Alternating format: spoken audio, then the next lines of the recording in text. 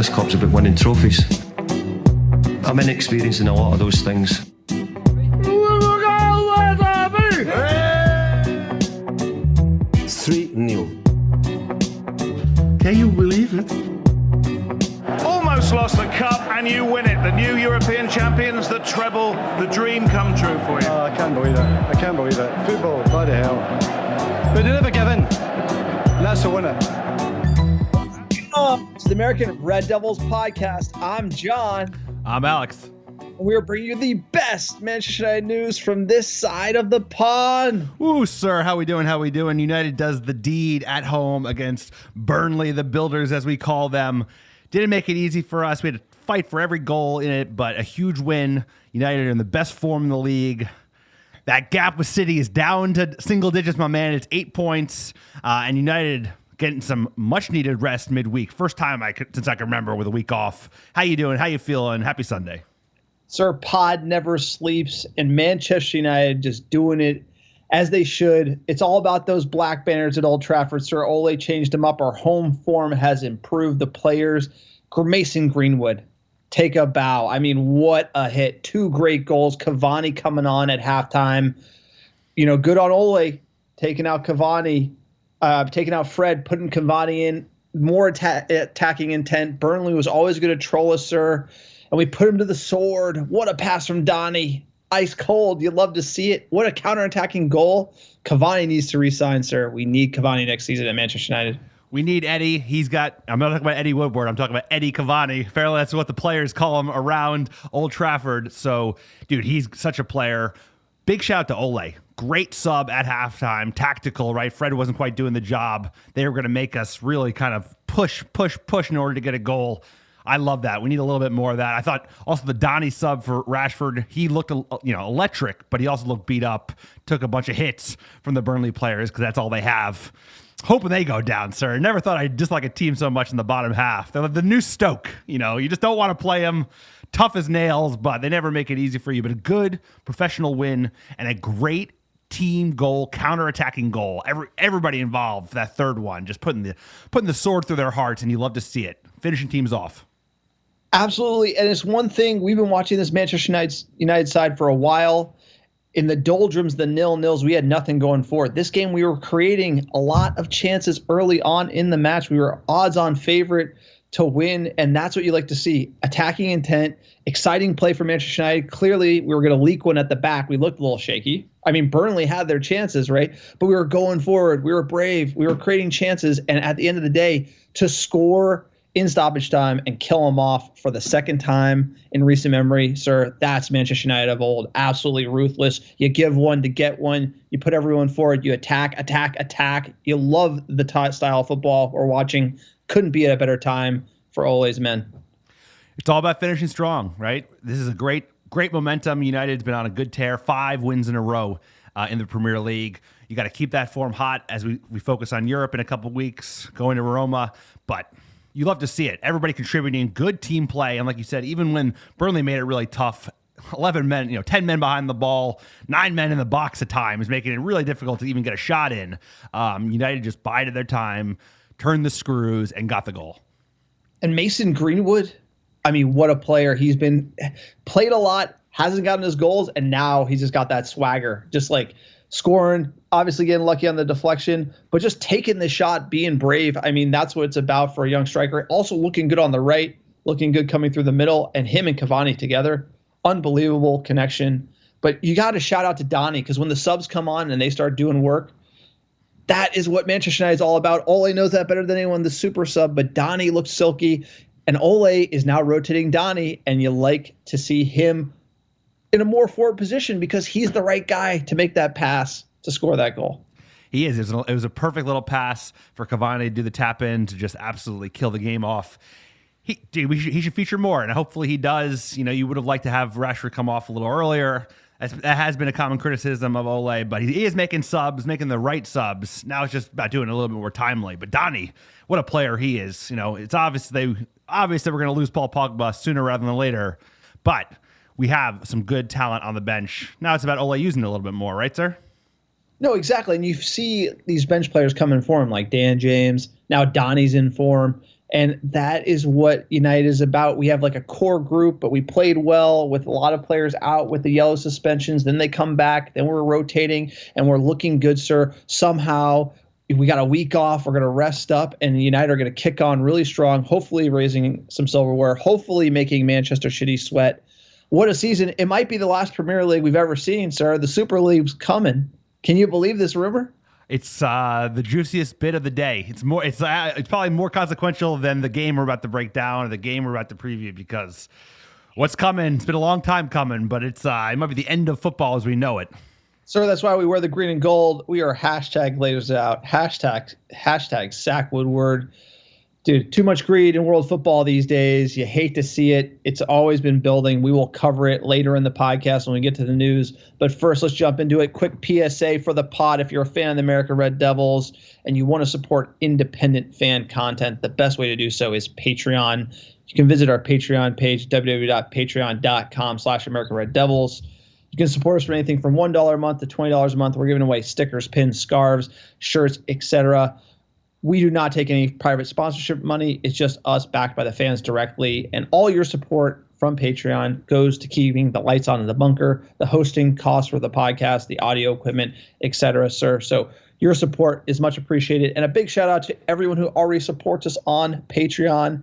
Also, check out our website, www.americanreddevils.com. We have an amazing fan-generated blog there, as well as merchandise. You click on store. You can buy a shirt, hat, scarf, blankets, sir, new badge pins with the Stanley Chow logo. Everything you buy goes to support the podcast directly. This small-time operation, that's why we're giving you that biased fan take from the couch. Heavy on the banter, sir. Heavy on the vibes. How could you not be when Manchester United are stacking dubs? Stacking dubs, you love to see it. And it's going to be green and gold, so you got to be representing for fan, by fan takes. Another great way that you can support the pod is you can write an iTunes review. It goes a long way to helping us get found organically, and it's absolutely free. This is what you have to do. Write a 5-star review. If it's got cheeky banner, even better. And take a screenshot, send it to americanreddevils@gmail.com with your mailing address, and we will get you some free Stanley Chow design stickers coming into you ASAP Rocky, sir. It's absolutely free. Great way to support the pod. And you know what? They're still coming in hot. Appreciate all the great reviews we've been getting across the board, sir. Greatest fans in the world, American Red Devils. Absolutely. And your support goes a long way. I mean, me and Alex, we do not need to do clickbait. We do not need to do any tricks. We're not trying to get a quick profit. We're not trying to make a quick buck. We're trying to have a self-sustained, independent fan content platform, and we want you to be a part of it. If you want to write for the blog, email us, americanreddevils@gmail.com. That is what it's all about here at the American Red Devils. For fans, by fans.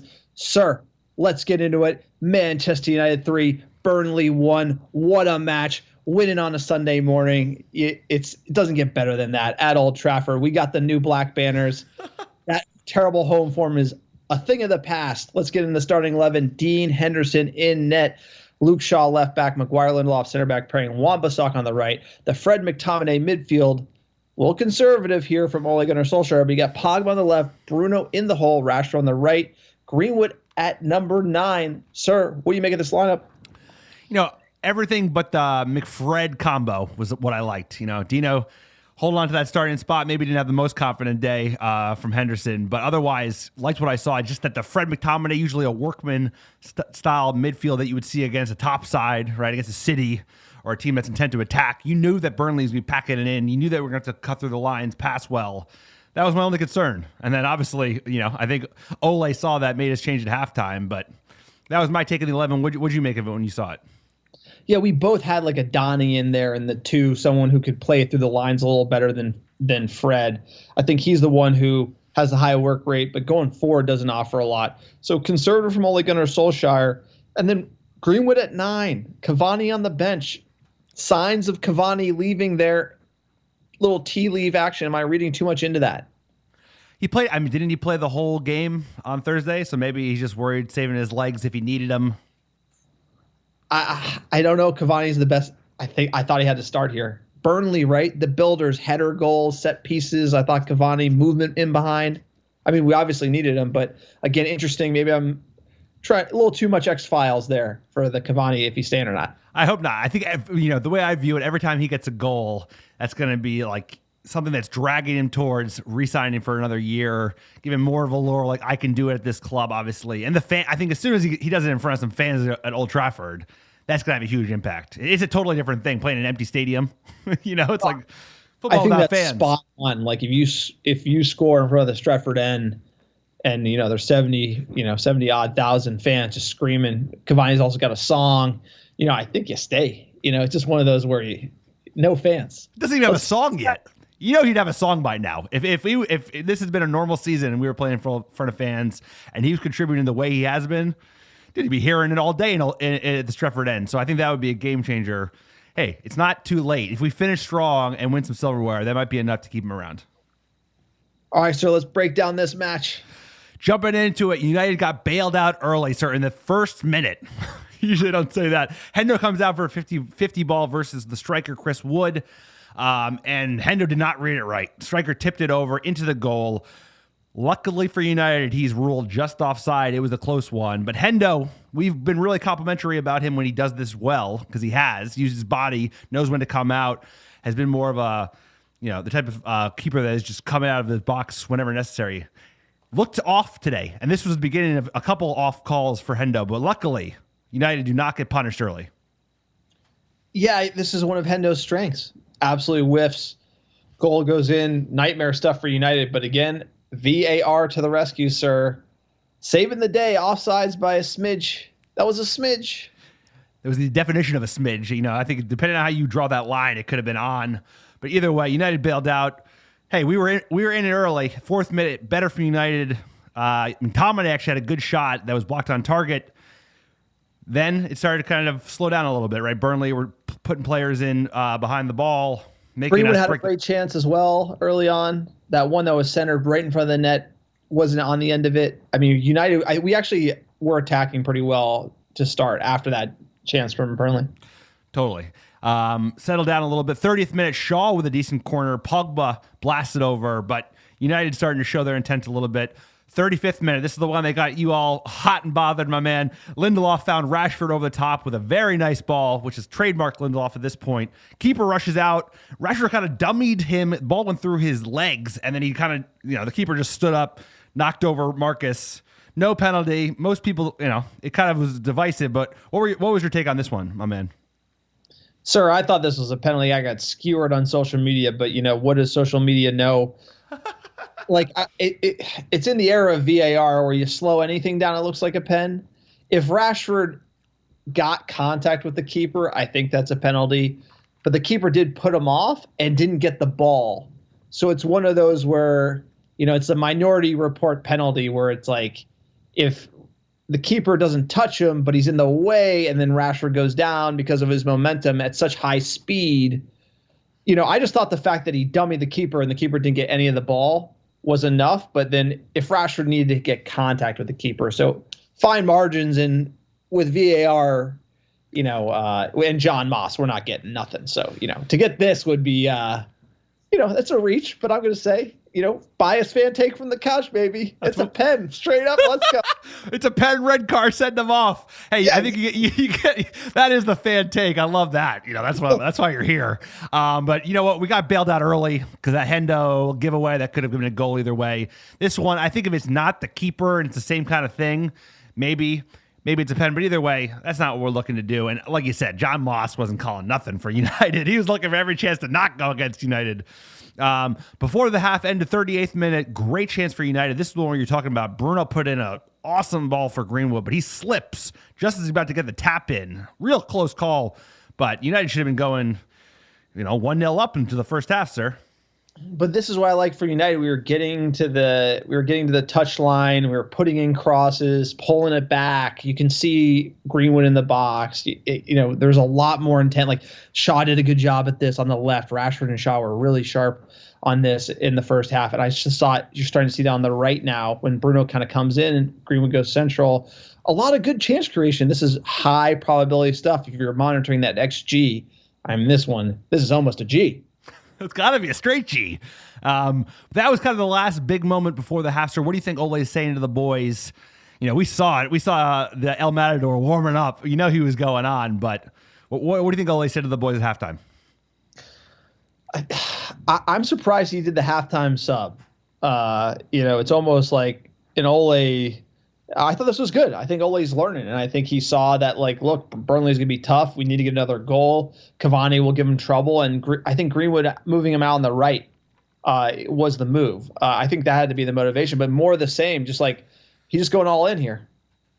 He's going all in. We haven't seen a ton of that from Ole, so I was excited about this sub we're about to get into. Right to kick off second half, Cavani comes on for Fred, pushes Pogba down into the midfield too, and it didn't take long for it to pay off, sir, in the 47th minute. Para Rashford. Pasa bien Marcus Rashford. Pide Bruno Fernández. Aquí Bruno deja pasar. Greenwood.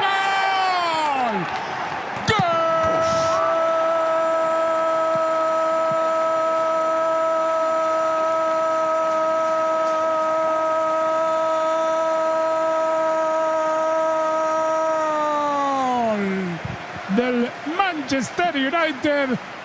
Qué golazo, qué gran jugada de Rashford. Qué jugada, desde la salida de atrás de Luke Shaw. Qué jugada, sir. Great goal, great ball in from Rashford, and what a dummy from Bruno Fernandes, making it all possible as Greenwood finishes as nice as you like. Great to see it from the young lad. Nice, calm, cool, collected finish. Let's go. Game on. And shout out to our boys at Telemundo. We're like Telemundo exclusive. The goal is spectacular. And that's, I don't know the commentator, but that is my favorite one where he goes, Del Manchester United. That's like the best. So que golazo.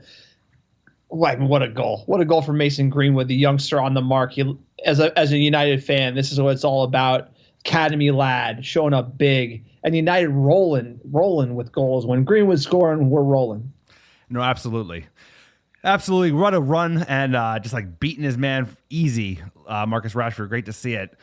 Sir, we're a little leaky on the other end. You know, some people say that from corners, from free kicks, we're vulnerable. In the 50th minute, Burnley showing that. Por arriba busca el empate. Tarkovsky,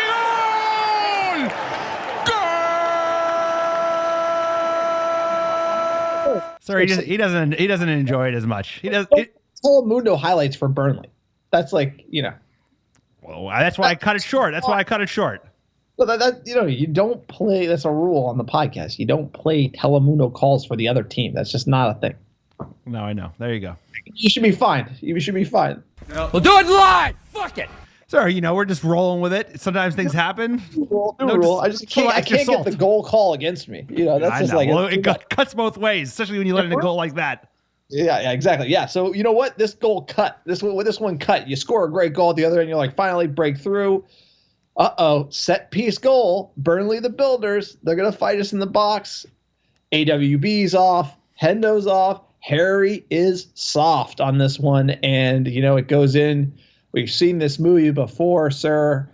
Relegation size, scoring on set pieces in our house. This has been, if we could clean this up, we'd probably be in a title race at the moment.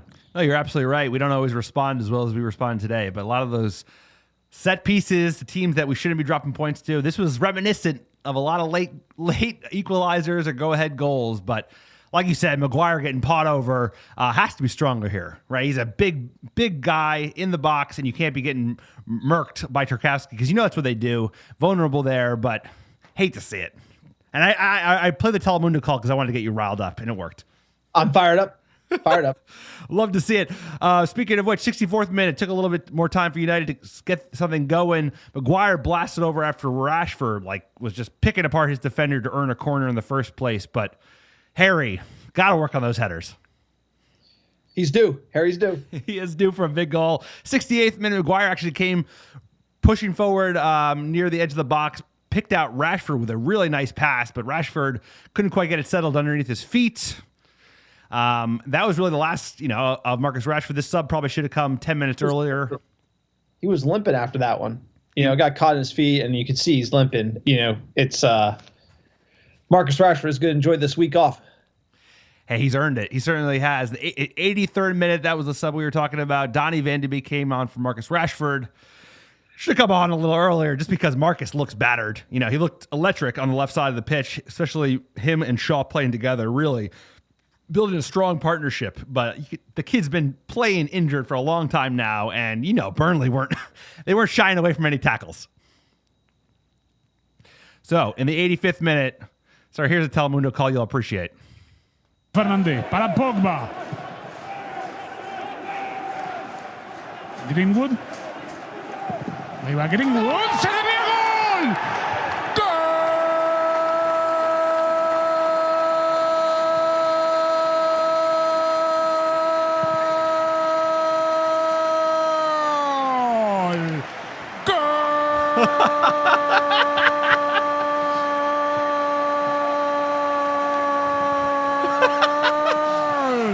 Del Manchester United.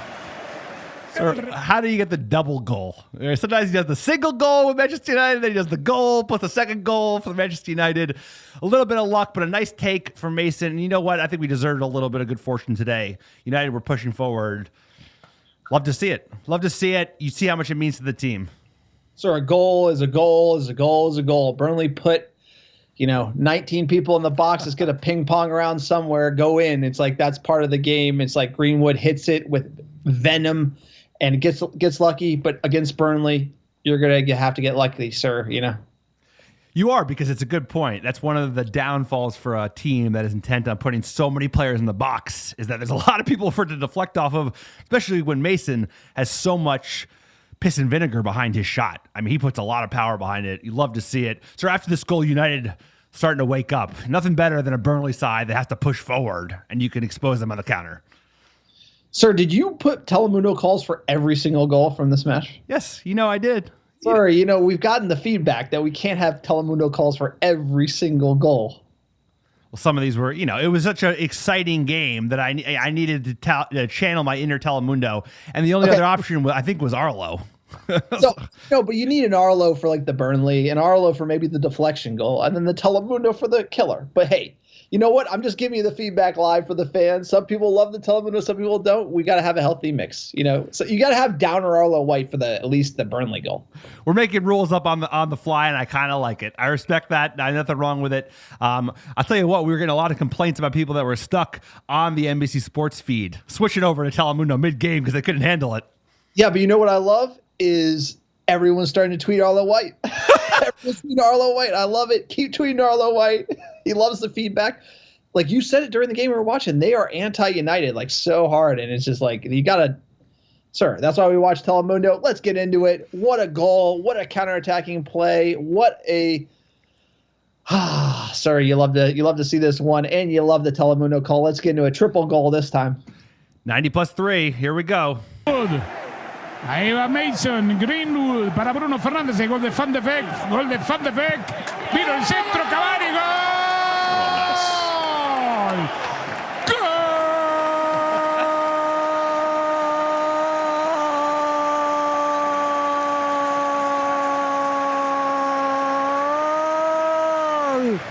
del Manchester United. Lo hizo el matador. Vamos, grita el uruguayo. Sir, it's an unbelievably good counterattacking goal. I want to get back to the NBC Sports bias in a minute, but you love to see it. Dude, everywhere. Just passing the ball around so well. Cavani to Greenwood to Bruno to Donny to Cavani. It's just wonderful to see, and we need more of that. Sir, this is beautiful football. This is playing the Manchester United way. And you know what? It's so sweet to see because we saw a lot of 0-0s. We saw a lot of struggling and grinding in the results, and this is what it's all about, putting teams to the sword. And, everyone involved, Donny, Cavani, Greenwood. I mean, what a game. 3-1, what looked like a rough match. People moaning after the Burnley goal. Strong performance when 85th minute, 93rd minute. That's what Manchester United's all about. We're back, baby. We're back. This is a huge win, because you could easily, sag your heads down after you could see that goal. They were making it tough for us, and you needed a little bit of luck on your way. So Greenwood, I don't think you create your own luck with so many chances at this point, but it's a huge win against a tough opponent. Really hoping Burnley gets sent down. The Fulham game against Arsenal got a late equalizer, whereas they could have used those extra 2 points to kind of put some pressure on Burnley. But you love to see an Arsenal side scores an equalizer, they don't grab the ball. Just like a small club mentality, just celebrating the 1 point. Arteta's men safe from the drop.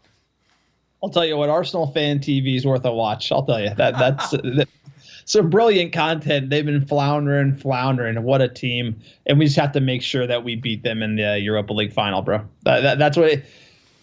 Look, look. They're banter FC, but if we play them in the final and they somehow pip us, that's a bad look.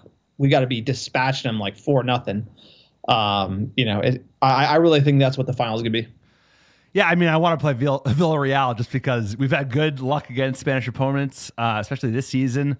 That's true. Arsenal, dude, they just bad juju. I don't even want to think about it. I have to think they're going to bottle it in the semis. All right, match stats. Manchester United 70% of the ball. Burnley 30%. Have a laugh. Burnley trying to troll us. Shots on target 8-3. More like it from United, sir. I was talking about the chance production. It was great. Match reaction. No teenager has ever scored more Premier League goals for Manchester United than Mason Greenwood, who now has 15. And Eddie Cavani has now scored 4 goals as a substitute in the Premier League this season, with only Chicharito and Ole Gunnar Solskjaer netting more in a single season. Cavani, please stay, my man. And Manchester United completed their first double over Burnley since 1976. A lot of draws against Burnley. That's why we hadn't had it. We went through the history a little earlier on the last podcast, sir. But what do we know? Let's check in with the manager, Ole, Mr. Nice Guy, Ole Gunnar Solskjaer.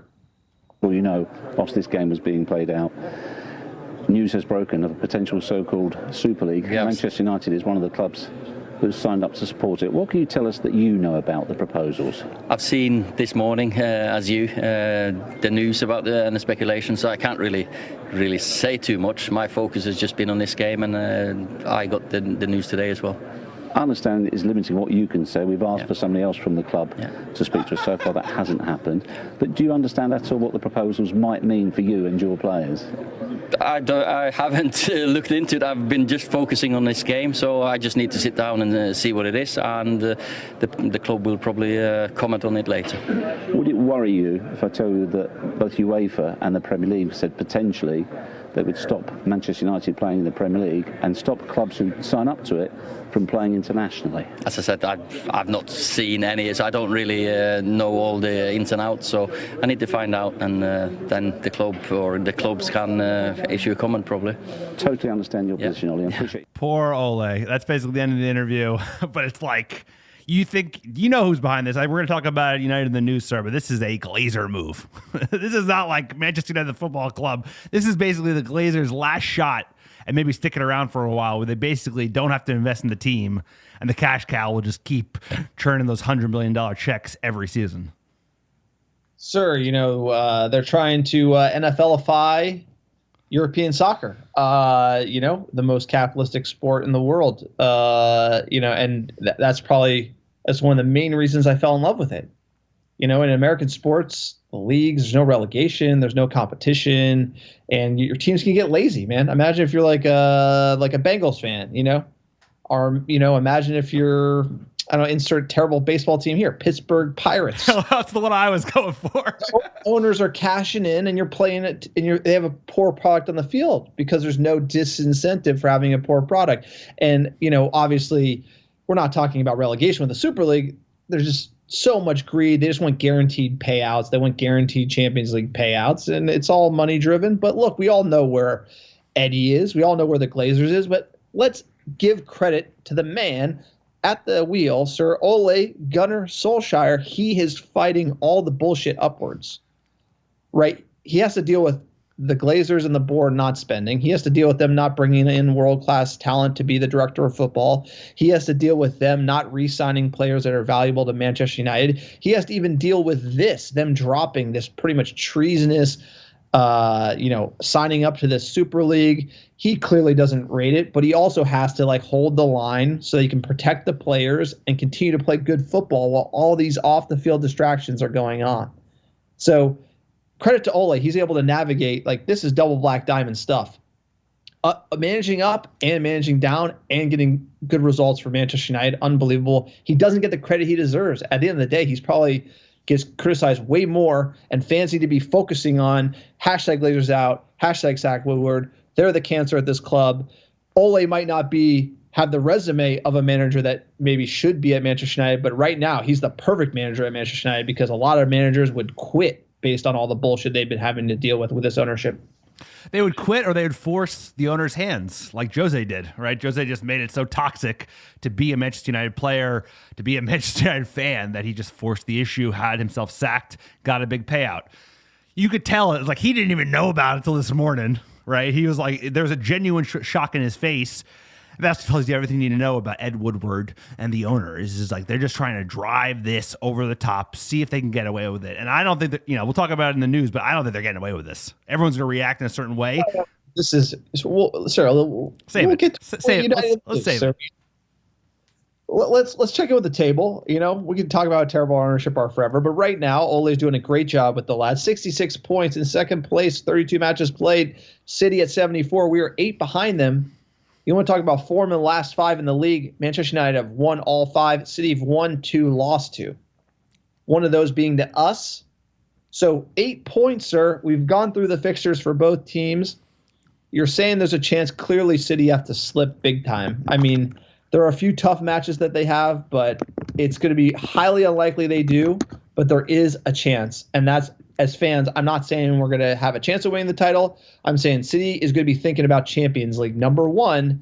And then they got Villa, sir. They got Crystal Palace, Chelsea, Newcastle, Brighton, and Everton. I'm looking at Villa, Chelsea, and Everton. Maybe Brighton being spoilers because Brighton's in that relegation fight. There is a chance they could trip, drop maybe a couple points, and then start choking. But highly unlikely before the end of the season. I mean, we need a meltdown. We need like a full meltdown City. They lose like 2 games in a row in the league, which we just haven't seen. But the only thing that, gives me a little bit of hope is United are in red hot form. And I think we can keep this going. And is they have so many games, right? They played yesterday, the FA Cup, they played midweek. We won't be doing that. Then they're playing again. So it's, we'll see what happens. They're never an impossibility. Points are up there. And let's keep the pressure on them by keep winning. Well, I'm just going to remind you, Chelsea beat him in the FA Cup semifinal. So, if Chelsea beat him again, then it's 5 points. And if they draw somebody, then it's 3. So there is a possibility for something to happen. Obviously, we got to win out. But also, got to comment on Manchester City losing the FA Cup semifinals to Chelsea because the treble, sir, 1999, have you won the treble like Gary Neville? Pep Guardiola hasn't. A lot of players on City haven't. Why are the press, so obsessed with the quadruple? Like City's going to win everything, and then they never do, and they always collapse. I mean, look, they might win the Champions League this season. Totally agree. That's an accomplishment. Winning the Champions League and the league, that's an accomplishment. But to compare it to the treble-winning side, Liverpool were compared to the treble-winning side in 1999. City were almost compared to them without winning anything yet. It's like, don't you think the treble conversation has to happen when you've won 1 or 2 trophies? That's the funny thing is usually by this time we would have won the League Cup because that's generally, in a normal year played in January, I think. They should wait until they lock up a couple of those trophies. At this point, they've locked up none of those trophies. Already talking about the quad because it's all statistically possible. So you love to see it. That's just like they've cheapened the fact that, United won this treble, taking it for granted, and what an unbelievable accomplishment it really was, especially the way we did it.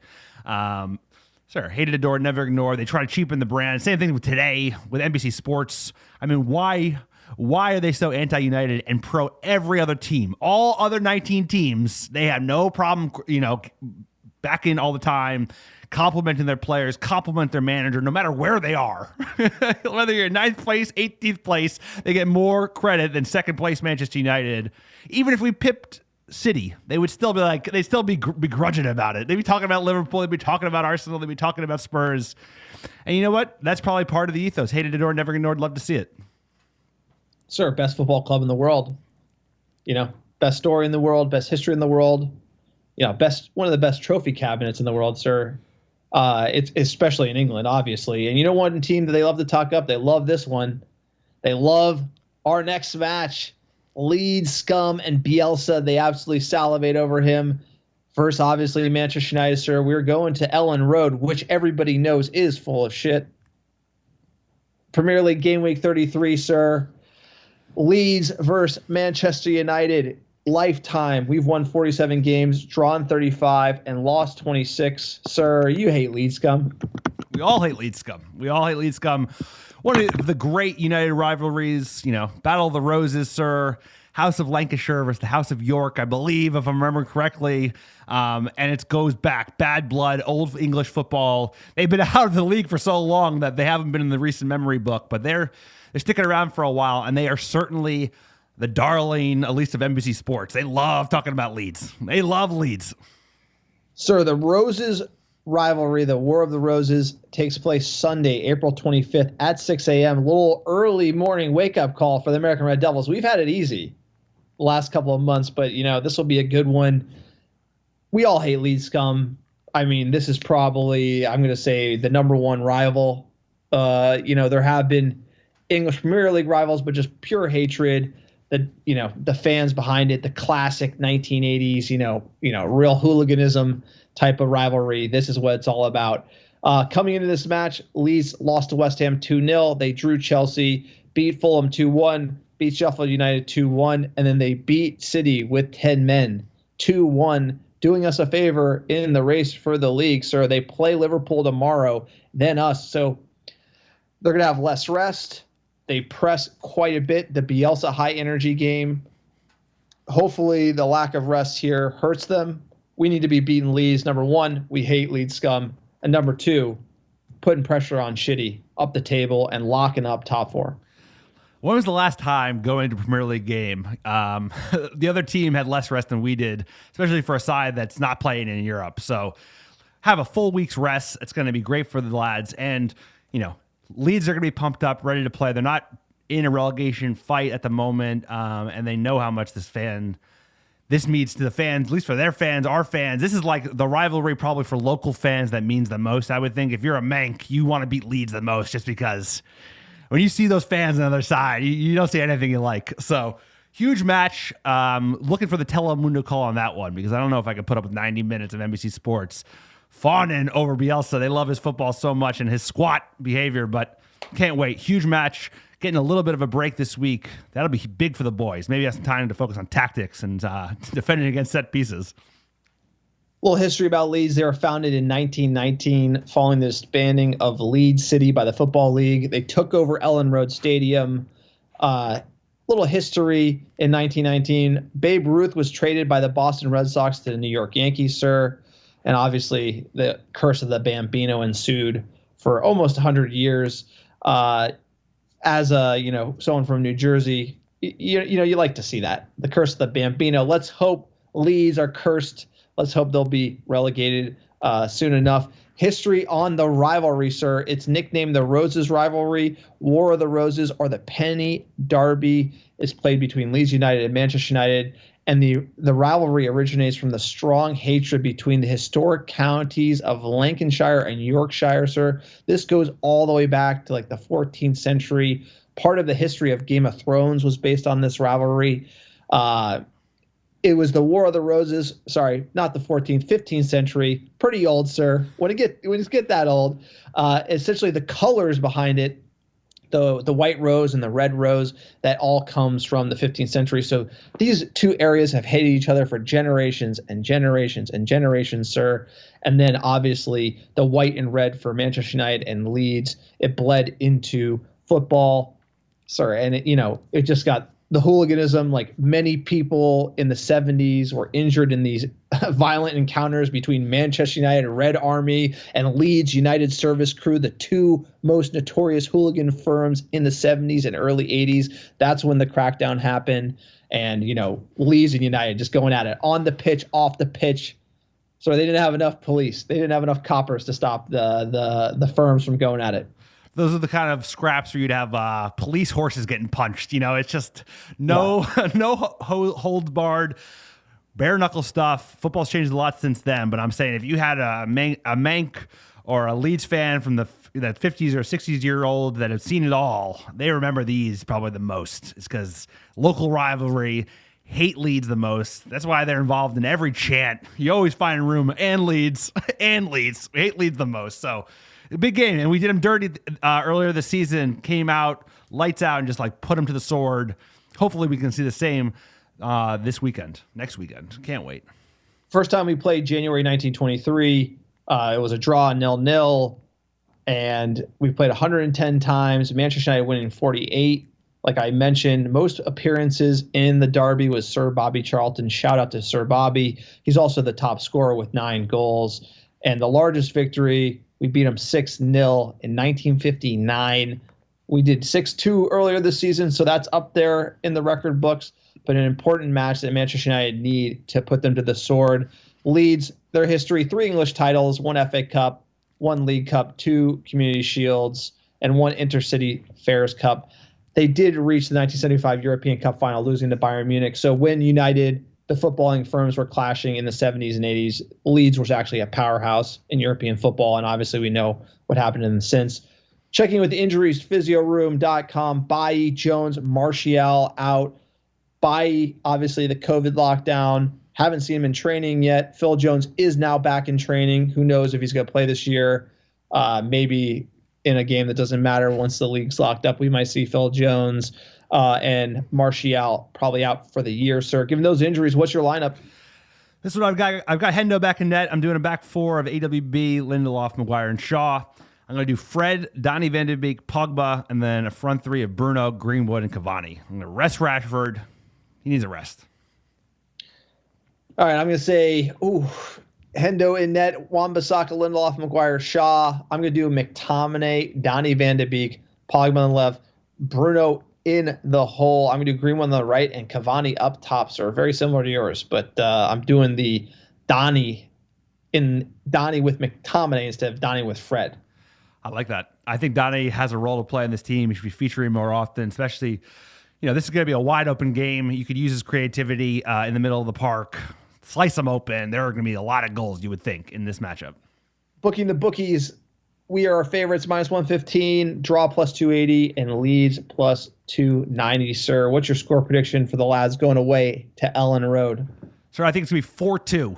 Big game. They're going to have goals in them, but United, that leaky Leeds defense, they throw a lot of players forward. They're not Burnley, so we're going to exploit that. United looks pretty solid right now at the counter. What do you got?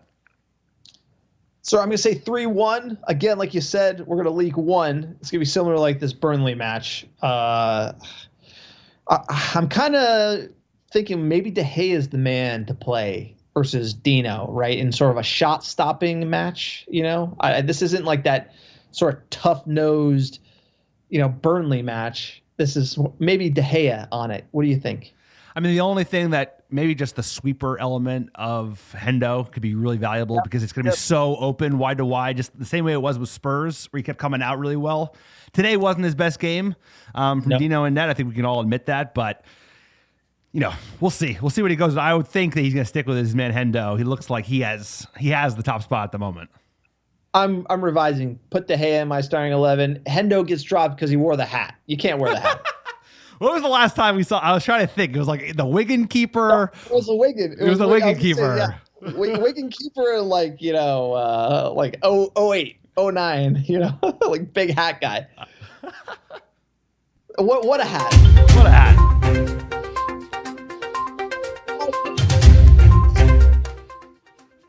Breaking down the latest news here for Manchester United, and this one is a doozy, sir. We just wanted to have a calm podcast, break down the win. We got Leeds next. It's going to be an easy week. Then boom, all of a sudden, you all know it, European Super League from the Daily Mail, from everywhere in England pretty much, has broken the Telegraph. The announcement is coming tonight, I believe at 9:30 UK time. Sir, so probably it's about 7:40 in London right now, 2 more hours, and apparently the official announcement is going to come. The Big Six in England have signed up for the new European Super League with breakaway competition set to be announced tonight at 9:30 but the UEFA and Premier League and others hit back. This is a land grab, and so we're just going to give you the facts of kind of what it is, what the EPL and UEFA have said, and then we'll kind of talk about, do we really think this is something that can happen? So the plan around the Super League, we've heard it for years. Essentially, the plan is around for 15 to 18 teams, but the initial founding 12 members are 6 English clubs plus Real Madrid, Barcelona, and Atletico from Spain, Juventus, AC Milan, and Inter from Italy. And this leaves a little bit of room for other clubs like Bayern Munich, PSG to be like sort of picked off. Essentially, it's going to be a negotiating chip.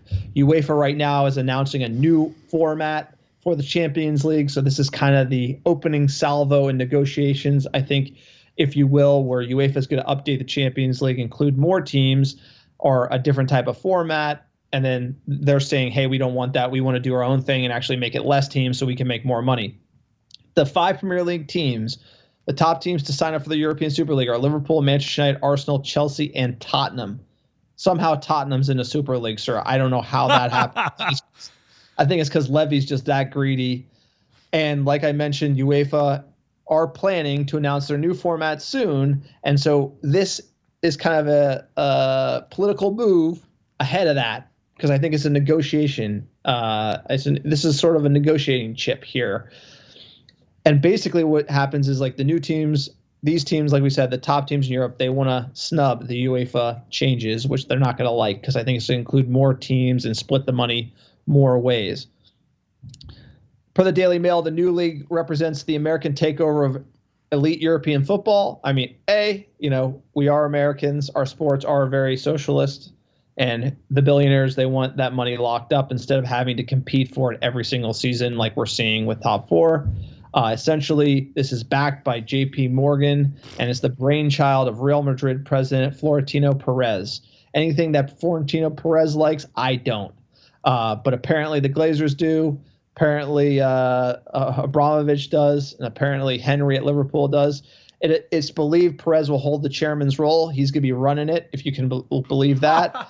Liverpool, John Henry, Joel Glazer, and Stan Kroenke will all be vice chairman. So this is sort of like a big move.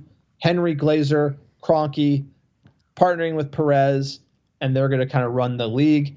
Essentially, the hitch here is Manchester United, like we heard in the Ole interview, would need EPL approval to participate in such a league. So if the EPL says, hey, you can't play, then Manchester United can't play in the English Premier League anymore. So then they would basically create their own new league, and they wouldn't participate in the English Premier League, a tradition like none other, sir. And then that kind of makes you – I'll stop right there. What the hell did I just read? So this is a power grab. It's a money grab. It's a land grab, like you mentioned. All you have to do is look at the teams involved with it and the owners involved with it, and it's like you put Joel Glazer, John Henry, and Stan Kroenke in a room together, and what do they want? They want as much money as they possibly can without having to invest in the team, right? Kroenke has already driven Arsenal into the ground. They're 9th place, and they're like, we're a Big Six team. They're not even going to make it into the Europa League qualifications. Glazer only cares about money, and I see this. We're going to go like 3D chess, X-Files music, as you said. This is going to be a great excuse for the Glazers to not spend money this summer when this gets shut down, because everyone is going to have this ridiculous response, as they should, that this is reprehensible. It's everything wrong with modern sports. You don't want to do this. The competitiveness is what makes it so exciting. Every season's a different change of teams that are competitive. There is no Big Six anymore. The idea that there's an established Big Six is kind of... it's out of the window, and that's what makes it so much fun to watch. It used to, when I started watching, it was Big Four. Exactly. And then the Big Four changed, and they became Big Six, and now it's probably Big Eight. And that's what's good. What you're seeing right now is competition. You're seeing capitalism, sir, and that's what you want to see. The UEFA statement. So I'm going to read the UEFA, then Premier League, then we'll kind of break it down.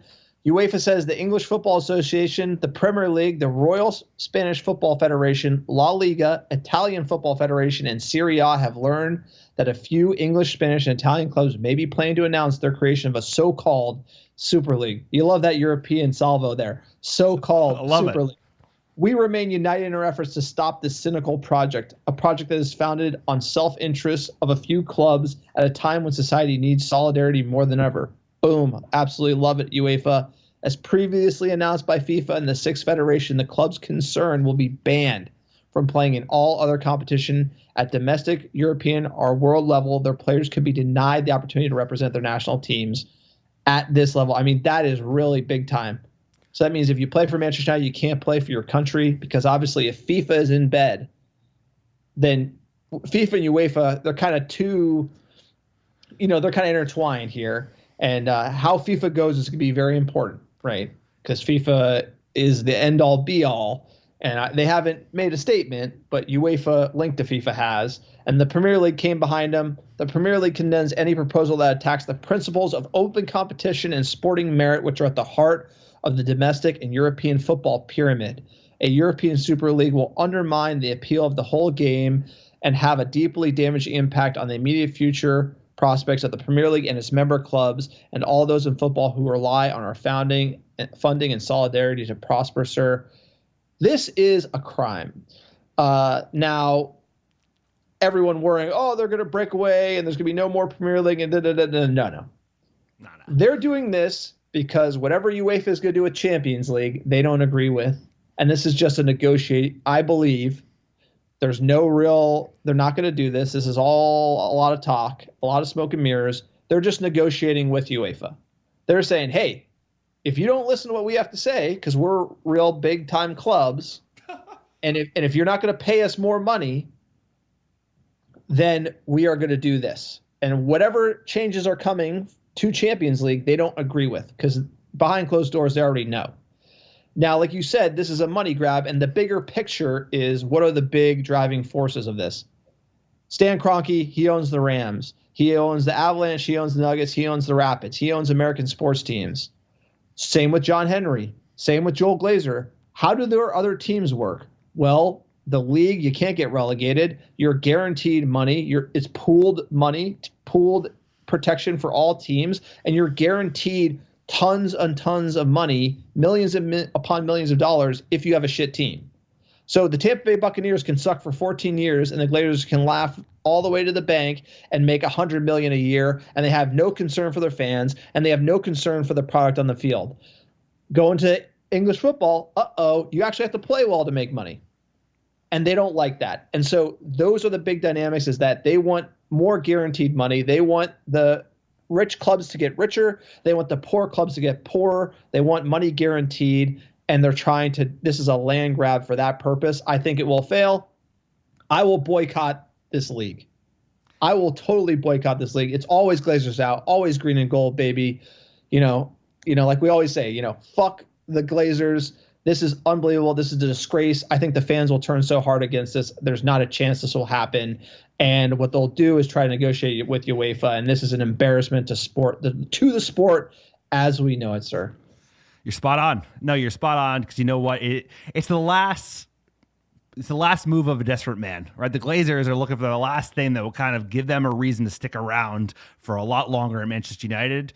And that's something that basically makes it so they don't have to invest in the team. And this is like the last push of that. But you know what? These clubs, they're not that big, and they don't hold all the cards. They don't hold any cards, right? It's like the league is going to say you cannot participate in the Premier League. You can go play against Spurs 3 times a year in this Super League. It's like they have no bargaining power. They're just trying to put together an effort that will give them something when they roll out these new UEFA rules. So hopefully everybody responds the same way across the board, top to bottom, every league participant, no matter what, even if you're a fan of one of these so-called big clubs that's involved as part of this consortium, everyone's going to hate this. There's nothing likable about it. It's like everything wrong with football that you don't want to have come to fruition.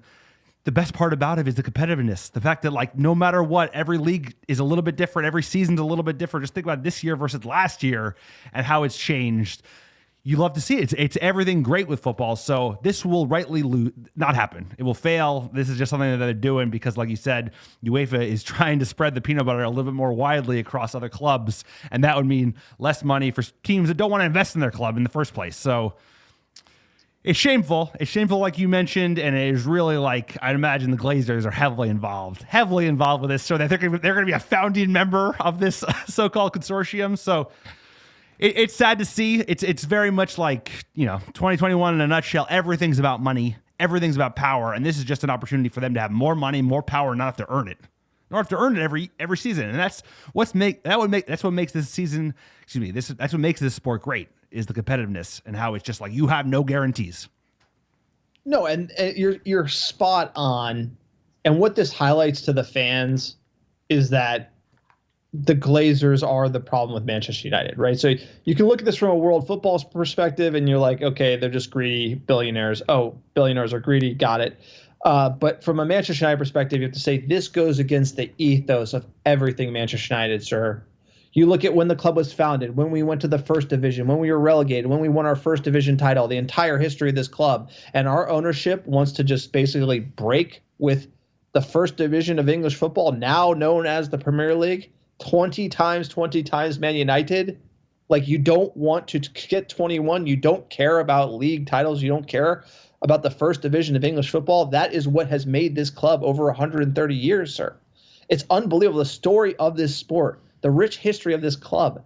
It's just like, that proves you don't understand anything other than money. And when it comes to that, the Glazers, that's who they are. We've always known that. We've seen this movie before. We need green and gold. We need fans to take action and protest, because this is just an absolute disgrace. This highlights it for everyone out there. And the fact that Manchester United is a part of this is just it's shameful. It's absolutely shameful. I couldn't hate Ed Woodward and the Glazers more. When Ole Gunnar Solskjaer, who's like absolutely getting this team to play well and is putting down good results, has to answer this question about Ed Woodward and the greedy Glazers. And it's just like, come on, man. It's just like, at a certain point, it's just like, there's got to be honor in sport. There has to be respect for your history of your club. Try to quiz Joel Glazer on our history of the club. He doesn't know shit. He doesn't know shit, and they don't care about anything. And they basically drag Manchester United's good name into this. It's like, oh, Manchester United's behind. It's not, Manchester United ain't behind it. The Glazers are behind it. And yeah, they own this great club, but they're pulling us into this mess. And the same reason is because Liverpool, they have an American owner who's running it like a private equity company. Same with Kroenke. He hasn't invested in their club for years. Perez wants that great power. They're getting burned. Kroenke's 10th, and he's getting burned because he realized all these guys realize, like, oh my God, owning sports teams in America is so easy and so much money. And here it's like really hard. The cost of the players are going up. It's like, wages are a huge issue, and then you actually have to buy good players. You need a good coach, and you actually have to win. And it's actually, like, if you look at it, it's the hardest thing to do. Look at Leicester City, the Leicester City story. That's what it's about. You know, that has made this club. Leicester City's competing for top 4 because they won the league from nothing. They made all that money. They could keep the players, then they could chip up, and that's what the story is all about. You can go from the 4th division to number 1. It's been going on for over 100 years. What do these American owners know about it, dude? And, you know, hey, that's all I got to say about it, sir. We'll keep it posted on this one, but it's not happening. It's not happening. It's not happening, sir. And it shouldn't happen. Next bit of juicy news. Should we hear Paul, this was the news coming in. Paul Pogba interview. You want to play it? Give me that interview clip. Let's do it. What we'd call like a war of words between Ole Gunnar Solskjaer and Jose Mourinho before the game and after the game, and it was amusing for us to watch. What did you guys make of it as players? I don't know what happened. I'm sure Mourinho put something or said something that would people speak. That's what he does. And we got the result that we wanted. Just Ole knows it. And we enjoyed that. We enjoyed that moment. What do you think the differences are between Jose Mourinho's style of management and Ole Gunnar Solskjaer's style of management? What I have now with Ole is different because he wouldn't go against the players. Maybe he doesn't put them, or it's not like you put them on the side and they don't exist anymore.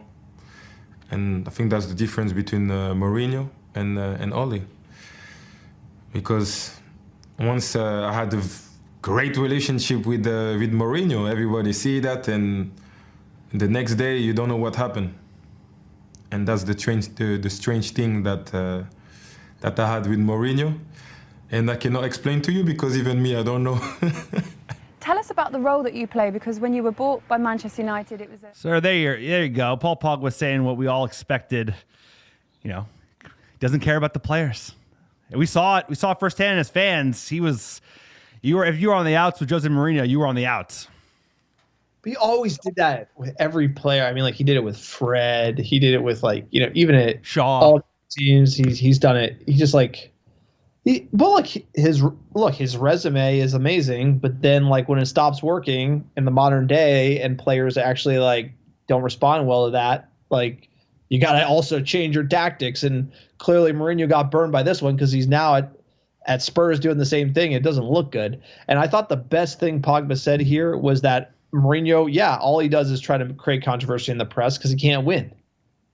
He didn't say that, but it's kind of like you got that from it. It's just like, yeah, of course he's like creating controversy because he doesn't care about football. It's all the theater of the press conference. And, sir, it's like he that was an old game. Jose Mourinho is just kind of like an old dog, can't learn new tricks. You see it. It's the same thing. It's like, hey, man, you're at Spurs and you're losing. It's like you're not coaching Bayern Munich and winning. He acts like he's not losing games and playing horrible football and like alienating Dele Alli and Gareth Bale, players that are good that can help him.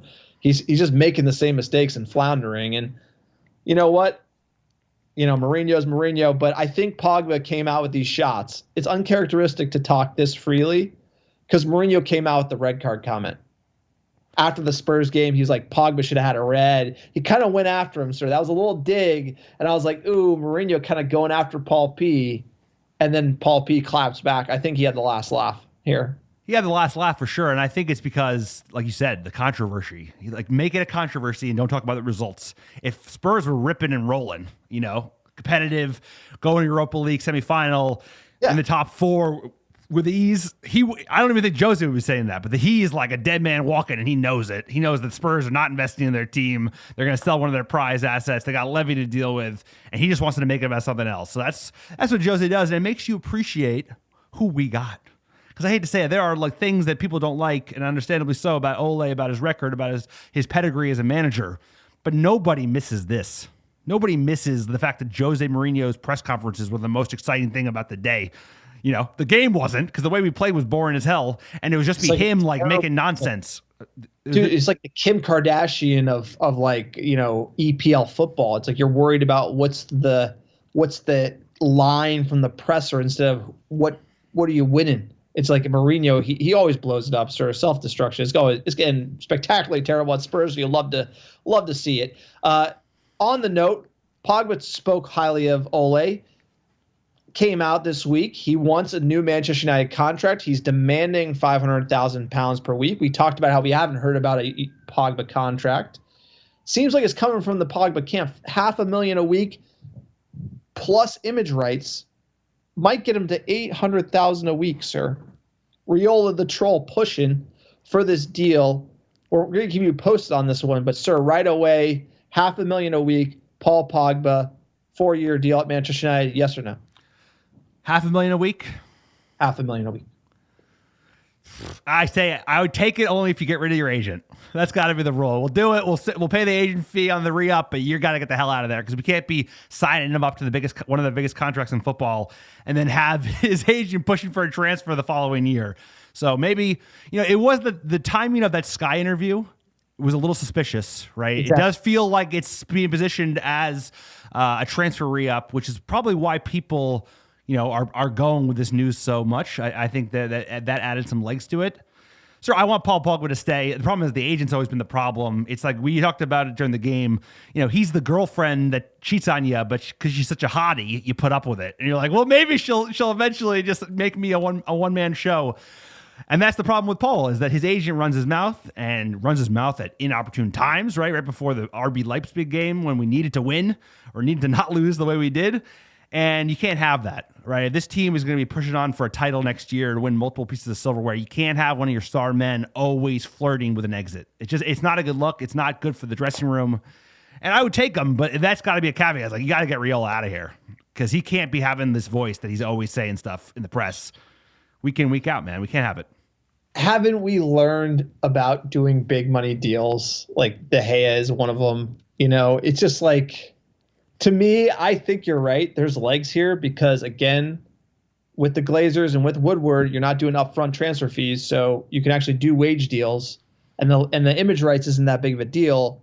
So you can get Pogba mega money, but paying Pogba mega money, that doesn't necessarily motivate him, sir. And I think motivation is key. So, like, if Ole's locked up long term and Pogba loves Ole and Pogba's playing well, which he is, then yeah, I mean, it could work. It's just, these big money deals make me nervous. I have to think you could get Declan Rice in, like trade Pogba for 50, get Rice in, Pogba's kind of that, I wish it would have worked, but fool me once, right? It's kind of one of those where, like, the girls cheat on you a few times, sir. It's like, come on, you don't give her the big money deal. You don't move in with her. Yeah, she's been cheating on you. You don't get a place together and you pick up all the rent. I would love it. I can't trust him and his agent. You know what I'm saying? It comes down to, I love the product on the field. She's damn fine, sir. I just can't trust the agent. I can't trust him. Can't trust him with the big money deal. Dude, it's true. It's like, and you know what? Our track record with signing up big money, re-ups has not been good. Right? As soon as De Gea signed, his form dipped in a major way. I'm not as worried about Paul Pogba's form dipping. He has had injury issues that have been an issue, but it's his agent. Because you know what? People get injured. That's one thing. But you can't have the agent always talking about other clubs. It's just not. It's not a good look, especially because you're a star man at Manchester United. You can't have it. Absolutely, sir. Let's jump into fan questions. Thank you for everyone who tweeted us. Twitter's finally back up and running, sir. It's been a few days. It was crazy. Thanks for all the questions, comments, and banter. Let's jump in at Davey T _ quote. Mason Greenwood can start at number 9 next year. United getting the job done. We look in form. Let's go win a trophy. Let's go win a trophy. He looks so good with Eddie Cavani. I want to see more of that. Keep him around for one more year. That way we don't have to worry about signing a number 9 this summer. We got enough to worry about. But what a role he has to play in this club. At the Alex Davis 33 quote, Mason was magic. Rashford looked great, and we need Eddie. We need to write Eddie a blank check to stick around if we aren't getting Haaland, and we aren't getting Haaland. I may be overly optimistic, but the title isn't settled yet, especially if KDB misses time. You know what? Part of winning leagues and going deep in Champions League is managing both. And City, I'm going to say, if United can keep winning these games like we are, sir, I'm feeling good about making City a little nervy about the title. I don't think we can win it, but I think we can make them feel a little nervy, like 5 points, 4 points, something like that. Hey, if it feels like a title race at the very end, that's a lot of momentum heading into the summer. So we'll take it. It's like, give them something to sweat about. Exactly. And like that momentum, sir, like feeling like we could win it, feeling like we should have won it. I think the players will go a long way. At Lou _ Dav 77, Mason Greenwood has an amazing knack for getting the ball in the net. Rashy with a nice assist on the first goal. Totally. At Rugby Teacher, quote, Super Green League is an absolute scandal. Glazers see an opportunity to place themselves at the top without having to really invest, but reap the rewards. This is not the NFL. I think that's a great summary of the Super League. At JDW 300, if you don't think we could use Cavani for at least another season, you're nuts. His movement, intelligence, finishing, even if we get a winger, I still want him up top. Greenwood's brace, top class, firing at the perfect time, ready for Leeds scum. Sir, you hated Cavani when we signed him. Are you a fan? I didn't hate the man. I just hated the idea of it. Felt reactionary. Felt like an Ed Woodward special. Felt like when we signed Fellaini on the last day of the window in 2013. That's why I reacted this way. But he's earned my heart. I'm the number 1 Cavani fan, sir. He's a big-time player. He brings a lot to the side. He's got a lot to teach. Sign him up for another year at least. So we're going to, in the summer, we'll bring back your Cavani take. Please don't. Please don't. At ICU1, quote, we look bad at times, but Greenwood with a hell of a game. 8 points behind shitty. Let's go. By the way, the Glazers are going to kill this club with the Super League BS. # Glazers out. At Ant _ Triola, love this tweet. Coffee is for closers, and this team is drinking gallons of it. # Glazers out.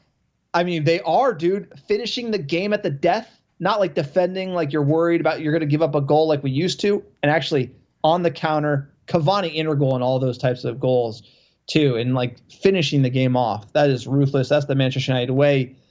At United Dondo, we keep finding ways to win, and I love it. Greenwood hitting form at the right time. We have a healthy squad. This is the time to kick on and have everyone playing well. The lads look hungry. Who starts against Leagues? Anyone rested for Roma? Interesting question, sir. Maybe Marcus. I think we rested Rashford, right? We rested Rashford. I did, and I think you do. It's like we got some big games left. Not that Leeds isn't a big game, but I think you got to save Marcus for the cup because he's a big-time player. We need him, and we need him healthy. At Jamal Mota, Sirs, Mason is not only the future of the club, but he's also the present. Shout out to Ole for working with him through a slump. The progression of this team has made this team has made is obvious. Last year, this game is either a tie or we bottle it. How do we get Cavani to stay, sir? I don't think we can, right? I think it's just up to him 100%. I do, and I think, he might be homesick. I think I'm telling you, the fans not being there is a big thing, but I think if we win something, give City like a little bit of a scare at the end, that will be a motivator as well. He'll get a Europa League. He's going to want to push on and win a title. Maybe it's Pogba's last year too. We ride them both into the sunset, win 21, and then, continue the rebuild in 22. Sir, we got Arlo White in the comments here. on our give us comments and questions. So shout out to @Mr. Black 303030.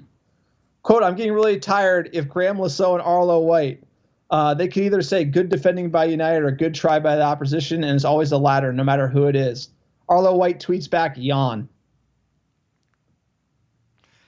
He's got too much time on his hands. I mean, he's got too much time on his hands. He's replying to our fans, but you love to see it. It means we got him rattled. No, but the best part is keep tweeting Arlo White. He responds. Absolutely love it. Last one here @JaredKM82. Vintage United. Attack. Going for the kill personified by Rashford today. Love to see it. A little worried about shifty Dean Hatterson. Rest up, lads. We got to win a trophy. Dean Hatterson. That's a good one. Yeah, dude. He looked about as good as that hat today. That hat had Ed Woodward Manchester United Superstore written all over it. It looked terrible. Like, who would ever buy that? It's like, come on, just make some good merch. Like, their merch is terrible, bro. It's like so terrible. So you got to go to www.americanreddevils.com. Click on store. We got some of the best merch in the game. It did feel like Ed Woody. It like a total, like that logo. All he was missing. He should have been rocking some of those. Who's our sunglass sponsor? Maui Jim. So they make Jim. it as cheap as possible and charge as much as possible, make as much money as possible. That's the problem with this team. But just quick comment on Jared's tweet. Marcus Rashford today, playing injured, looks like the best player on the pitch. I mean, he had a day. Obviously, everyone's talking about Greenwood gets his goal. Rashford was lightning in a bottle. That was a week's rest. Still hobbling off the pitch, but man, shout out to Marcus, dude. Marcus, and now we're looking at Marcus, Mason, Cavani, Martial healthy next season. That's why we got to keep Cavani. But Marcus, what a hell of a day. Hell of a day. Even injured, he looks unplayable. So let's get him some rest. Let's get him a week off, maybe more. And this will be a week off even for Leeds, so he'll probably be starting, sir. He's going to be fiending to go. Absolutely. That is the podcast. If you like the American Red Devils, we are for fans, by fans. You want to support independent fan content, check out our Patreon page, www.americanreddevils.com/Patreon. Check out our website, like you mentioned, sir, www.americanreddevils.com. We have amazing fan-generated blog content there, all by fans of this club, sir. We got to be getting us some articles about the Super League soon. #Glazers out. Can't stand for this in any way, shape, or form. Click on store while you're there. We got great merch, sir. If it's not good, we return it. It has to meet our quality standards. That amazing Stanley Chow badge logo on blankets. We have it on pins, sir. We got our Glazers Out scarves on sale, $9.99. So if you want to support the green and gold, pick one up there too. Write a review on iTunes, sir. Give us our top downloads the last 7 days. Number one, how you doing? Columbus, Ohio, Placentia, California, Dublin, Ireland. Appreciate you. Rohart Park, California, Oslo, Norway. There you go. Appreciate you too. Hotlanta, Chicago, Illinois, El Trafico, as you call it, LA, California, Rockaway, New Jersey. How we doing? And last but not least, Colorado Springs, Colorado. Appreciate all the American Red Devils listening in, week out. So we also got Warrington, UK, Aberrana, Denmark, and Sarpsborg, Norway, sir. American Red Devils all over the globe. Couldn't do it without you. Getting to the business end of the season. A lot to play for still. Dude, business end of the season. Let's go. Manchester United silverware and a strong second finish and almost Pippin shitty.